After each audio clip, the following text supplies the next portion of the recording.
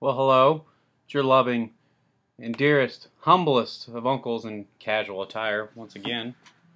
I apologize for that, my lovely boys, girls, and of course gifted animals, but uh, my tie selection a little bit limited, and I didn't have to work on a this lovely holiday. The man gave me a couple of days off, and by man, I mean the figurative man in the sense that my employer or the machine, the man.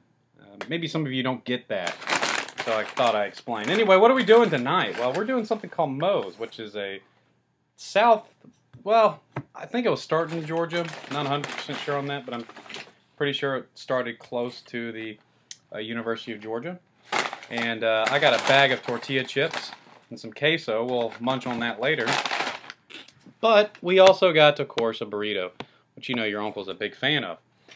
So, what are we drinking tonight? Well, this is probably the most expensive bourbon I've drank on the telecast, the YouTube, if you will.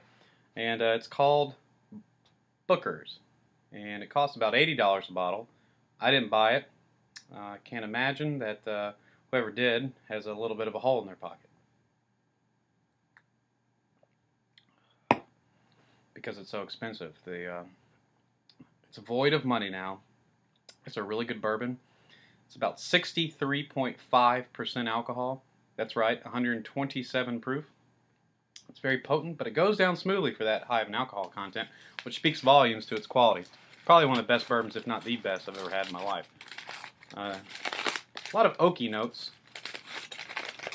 Anyway, so I got a Junior Joey, which basically is a potpourri. That means you can pick your own, you know, burrito toppings, etc. I got rice. I also got black beans. I got chicken. Got some salsa, some hot sauce, I want to say, and some jalapenos, and some queso on there, obviously. But queso is just kind of liquid cheese, like a Monterey Jack melted down, kind of. Now, the jalapenos, they had two different types. They had those ones that come in a can that you get at Subway, you know, that are pickled, which they put on my burrito, which I didn't want. They also had the chopped up fresh ones, which I did want, but I didn't correct the guy, so, oh well. I guess I have to live with it. I saw him do it, and I almost said something, but I held off because that's what your uncle does, because he's humble and he appreciates hard, blue-collar people. So let's just take a bite.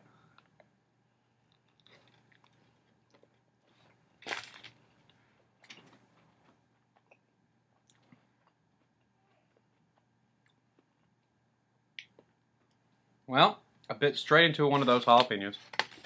Not a bad thing. That's why you get them, right? I just wish I got the fresh ones. I'm going to pull one of those out. That's kind of what I'm talking about. Yeah, not the freshest in the world. Not like Pancheros, which has the just chopped up, very fresh jalapenos. Did that review one time. But the salsa and the chicken,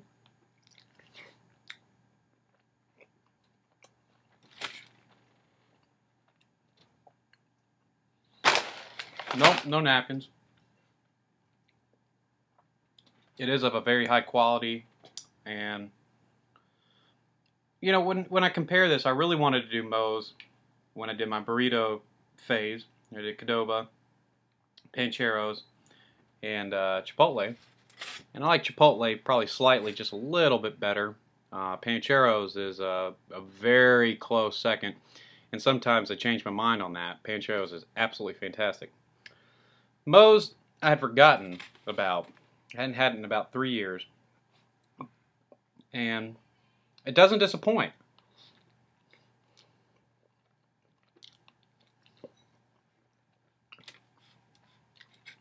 But does it stand up to those places I just mentioned, which are all very high quality, very close to one another in style and quality? I hate to say this, but my short answer is no. I like the other places better. This is good. It's delicious.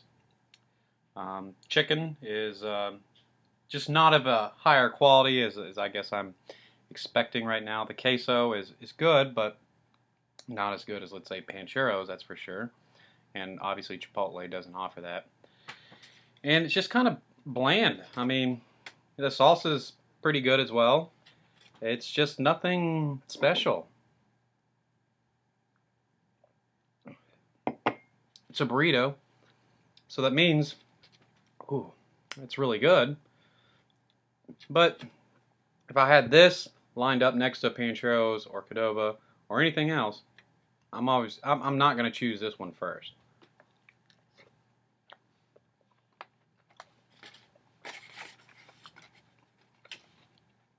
Piece of chicken by itself.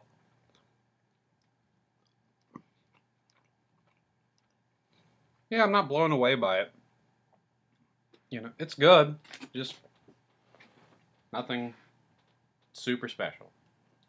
This all came to, and this includes the chips and a pretty decent sized queso and a smaller junior burrito, which I do like the fact that they have options instead of just getting a giant one.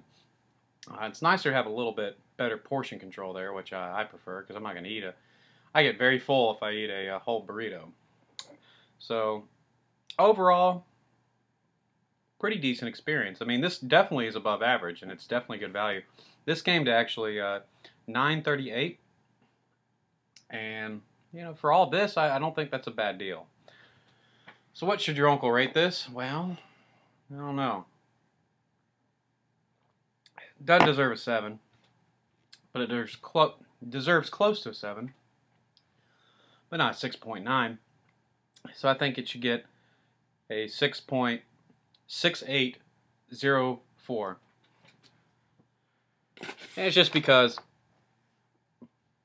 if they're going to compete with the burrito places that are, you know, in the Southwest Grill market, if Moe's, and I know they're a southern thing, so a lot of people eat there just for that fact that they're more southern, southeastern when I say southern. I think that if they really want to compete with what I consider better chains, you have to do a little bit better job with their ingredients and their, you know, just overall quality, and maybe rethink a couple things. But they got the right kind of idea, just needs to be perfected a little bit.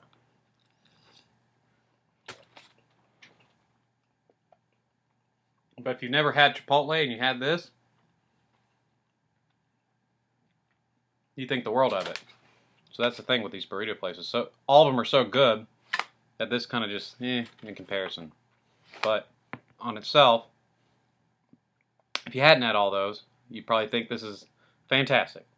Anyway, I'm just rambling. I'm a rambling man, and you know, try to make a living the best I can.